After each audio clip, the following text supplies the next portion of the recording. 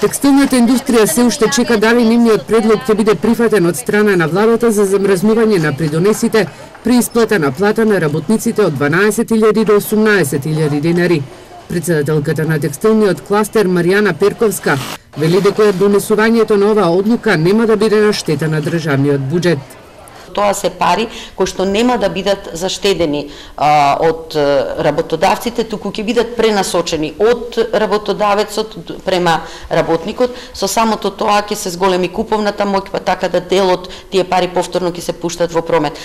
Според работодавците минималната плата веќе се исплаќа. Истата не е проблем, туку проблемот лежи во спиралниот ефект од зголемувањето на платите, со што им се наметнува масата на пари за личен доход да е зголемат за 20 до 30%.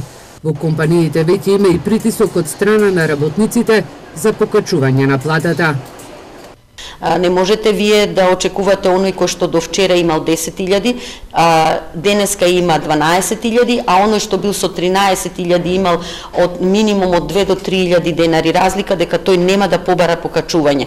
Значи, тоа е она покачување и мислам дека дури сега представниците од институциите, од властите ја разбра поентата на покачување на минималната плата. Предизвик на текстилната индустрија за наредната година ќе биде зголемувањето на продуктивноста на работниците и напуштање на лон производството. Но според нив најпревен треба да се реши проблемот со недостиг на работници. Просечната старост на текстилните работнички е над 45 години. Во Штип во секој момент се отворени 100 работни места. Реформи мора да има во средното стручно образование, каде што младите преку практична настава ќе се мотивираат да останат во реалниот сектор.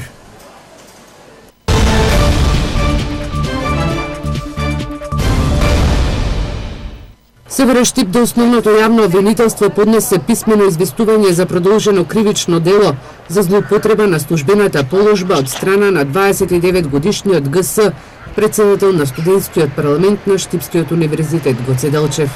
Во периодот од 16 јануари до 16 декември 2016 година, без почитување на статутот на Сдруженијето, без донесување на писмени одлуки на повеќе правни лица, од кои вршел разни набавки и на повеќе физички лица на сметката на Сдруженијето, незаконито им исплатил парични средства во вкупен износ од 3.147.733 денари, овозможувајќи им истите да се стекнат со некаква корист, а на штета на Сдруженијето.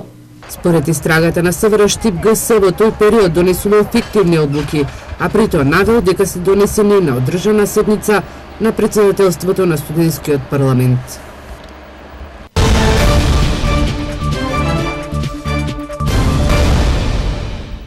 Поради загрижувачкото отсуство на одговорност кај дел од директорите на основните општински училишта, деноиве повторно беше доведено во прашање нормалното функционирање на образовните институции во Кочани.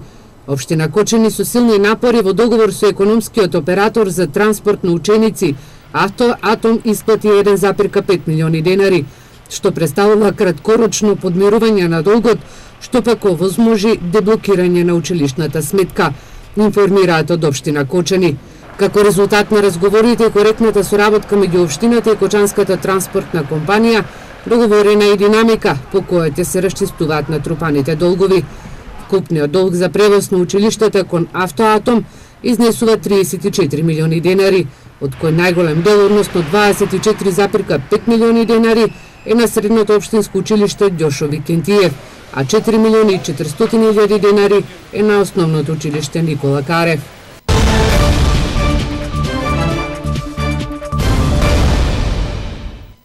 Општина Виница го крои буџетот за 2018 година, но градоначалникот Ивица Димитров вели дека во текот на 2017 година општината нема распишено тендери за готови проекти или за елаборати.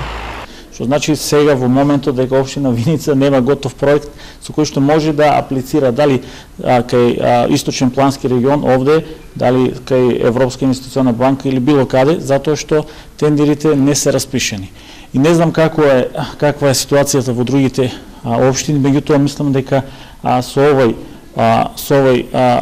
распон на активности кои што претходната локална власт работела. Не знам како е размислува дека развојот на општина Виница како ќе оди понатак. Димитров забележува дека и Виница има долгови кои изнесуваат околу 100 милиони денари.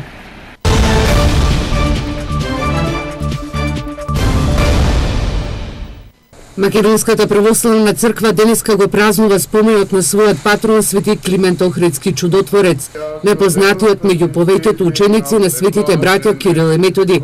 Македонската православна црква со посебно внимание, но и со гордост го празнува споменот на својот патрон.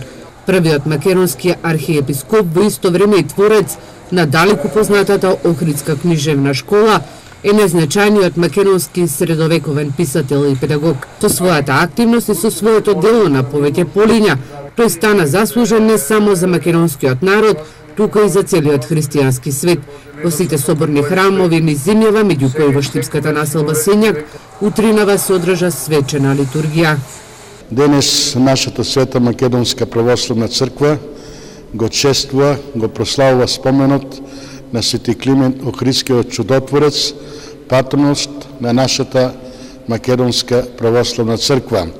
Овде во Штип, поготово во Сењакот, еве денеска служевме скоро сите свештеници, света литургија со броен народ на светата богослужба, каде што после светата богослужба се причестија голем број верници, меѓу кои и млади момчиња и помали дечиња, што е гаранција дека името на свети Климент, како и досега, ќе продолжува да се чествува и со идните генерации и во идните времења и векови. Свети Климент е основоположникот на Македонската православна црква, чудотворец, архиереј, служител, учител и од сите области што може да ги воспитува своите ученици, делитен продолжител на делото на солунските браќа Свети Кирил и Методи, тука во Охрид, ја организирал првата Охридска школа во светот кога луѓето се подпишувале со прст и во побогатите и поголемите земји. Во Охрид постојал универзитет на писменост, од каде што за кратко време произлегле околу 3500 ученици. Свети Климент заедно со Свети Наум Охридски се најистакнатите ученици на светите браќа Кирил и Методи.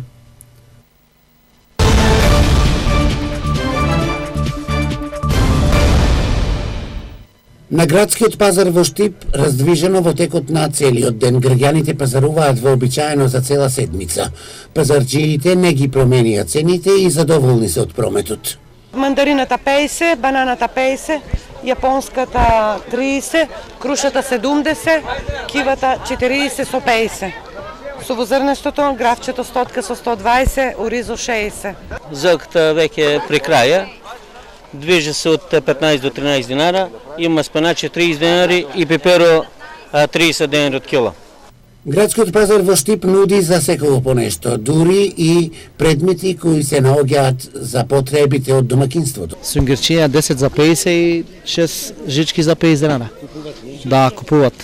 Кои се има пари, купуват. Штипјани се почесто ги купуваат производите кои се вбројуваат во здравата исхрана. Цените денеска се слични на претходниот петок. Значи, тиквата е 20 денари, карфиолот е 25 денари кило, целерот зависи од големината од 70 до 20 имам. Модите падеџани имам од 30, 20, 15 парче, броколото 80 денари кило, јумерот 250 денари, пашкенатот зависи од големината, имаш 100 денари кило. Морковот 40, цвеклото 40, прокилот е најновото сега, 80 кеса пола кило, родоквата е 40 денари, дајконот 40-50 и блитвата 20 денари. И овој петок на градскиот пазар во Штип најмногу се троше актуелните производи за овој период од годината.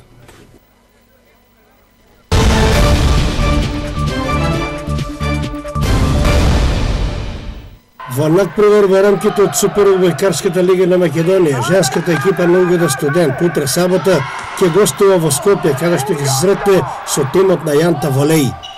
Машката екипа пак на УГД Студент во првенствен надпревар во Штип ќе се сретне со тимот на Универзитет Тетово.